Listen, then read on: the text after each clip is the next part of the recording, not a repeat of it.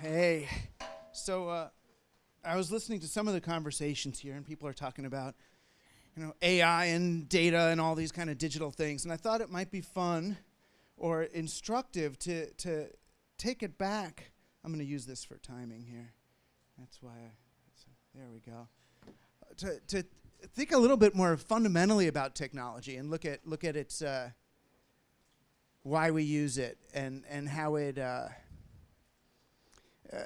amplifies some existing power relationships. So when I like to think about technology, I go back. Like, let's go back to Thomas Jefferson and the dumbwaiter. Now, the way the dumbwaiter was taught to me in school was that Thomas Jefferson felt bad about the fact that his slaves had to carry food up from the kitchen in the basement all the way up the stairs to bring it to him and his fellow diners. So he made this thing called a dumbwaiter. If you don't know what that is, it's basically a little elevator for your food that they stick it in the basement and they pull strings and stuff and it comes up, and a little door opens and you take it out. That's not why Thomas Jefferson invented the dumbwaiter.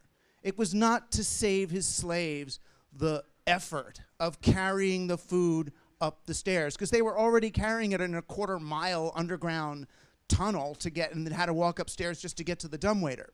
The dumbwaiter was there to spare Thomas Jefferson and his dinner guests the horror and anxiety of watching human beings huffing and puffing and bringing this food all the way up.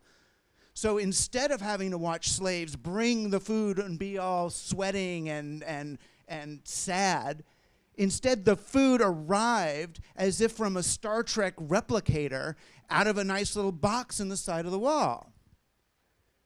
Right? The purpose of technology in that case was not to even replace or minimize human effort and labor, but to externalize human labor beyond the sight and sound of the people who were going to reap its benefits. Right? It was a way of in some ways articulating, but certainly making the existing power relationships more concrete, building them into the very architecture of his home, and into the very, I would argue, the ethos of technology. What we're looking at now is people using technology not just to insulate themselves from the huffing and puffing of the slaves, but to insulate themselves from the reality they are creating by making the technology in the first place. It's a tricky mind game that they're playing, but basically the object of the game for a tech billionaire, for a Silicon Valley inventor, for someone who's in the technology industry, is to earn enough money so they can insulate themselves from the world they are creating by earning that money in the first place. Right? I'm not going to let my kid use the iPad. He's going to go to a Rudolf Steiner school and eat organic food from a goat share, while my money is in big agriculture, big AI, and big tech. And for me, as a now relatively old person, I really am confused. Because the digital renaissance was originally about the wildest possibilities for the collective human imagination. It was everything from chaos math and quantum physics to the Gaia hypothesis and fantasy role-playing and rave and the psychedelic revival. Then along came the dot-com boom, and all of a sudden, it became less about the possibilities for the human future and betting on stock futures. So instead of creating a future, we are predicting a future. And when we're predicting a future, human beings are a problem. Human beings are strange and weird and unpredictable. We get new ideas. We have feelings. So the object of the game becomes not to express human creativity with technology, but to reduce human creativity and increase our predictability with technology. Human beings, humanity is the enemy. And I don't like that because I'm a human. So you think about social media. Is it there to help people connect with one another in new and weird ways? No, social media is there to use our past behavior to predict or even control our future behavior. Right? If they know that there's an 80% possibility that you're in a group that is going to go on a diet in the next 3 weeks, they start sending you your fat messages in your news feed. Not just to sell you that fat product, but to increase the probability of you going on that diet and to get their statistics better from 80% to 90%. And get those weird anomalous humans who are still behaving autonomously down from 20% to 10 and hopefully 5 or hopefully 1. Human beings are the enemy of every technology business plan. Why? If you have human beings in your company, you can't scale. You can only scale infinitely if there's no people.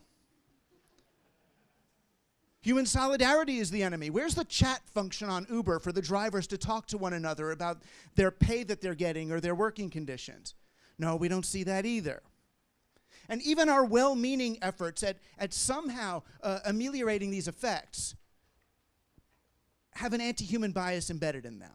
So, we're going to teach our kids to code so that they can compete in the digital future. It sounds really good on the surface. I believe it. I wrote a book about it.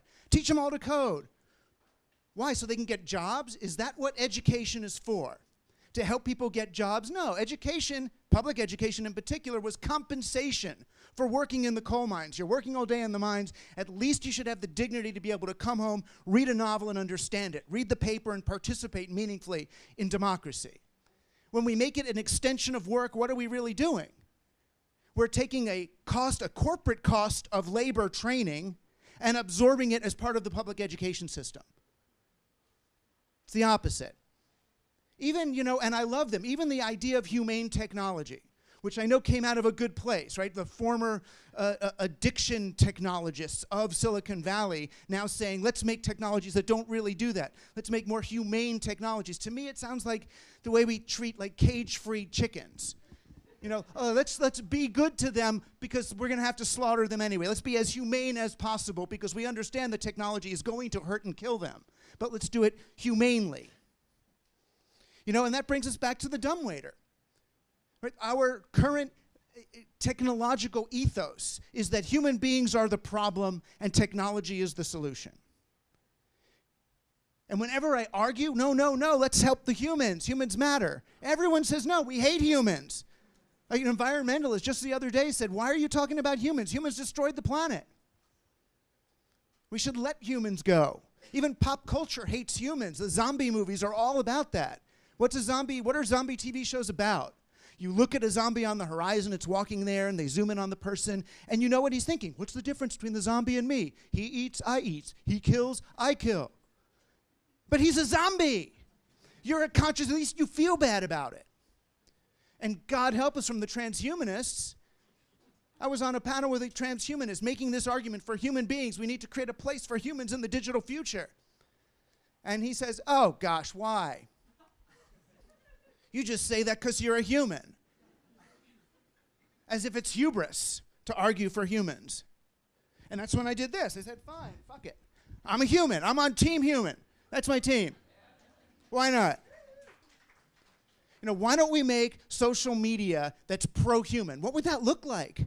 My God, what if we optimized social media, instead of it making other people look like enemies, it made our enemies look like other people? Whoa.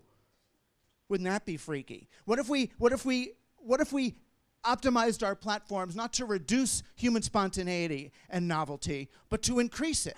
Then maybe, just maybe, we would start to find some new problems to these entrenched, or new solutions to these entrenched problems. No, I think it's time we join Team Human, and we state it openly and without shame. That we are humans. We have problems. We do. But we're weird, quirky, unpredictable. We can embrace ambiguity. We can sustain paradox over time. We're conscious. We're not as neat as computers, but that's a good thing because it means some little part of us is remembering, oh, right, there's 7 billion people starving over there. Those are my brothers and sisters. It's not so optimistic to think that we can remember our fellow humans as we build this digital future and that we can create a place for them and us.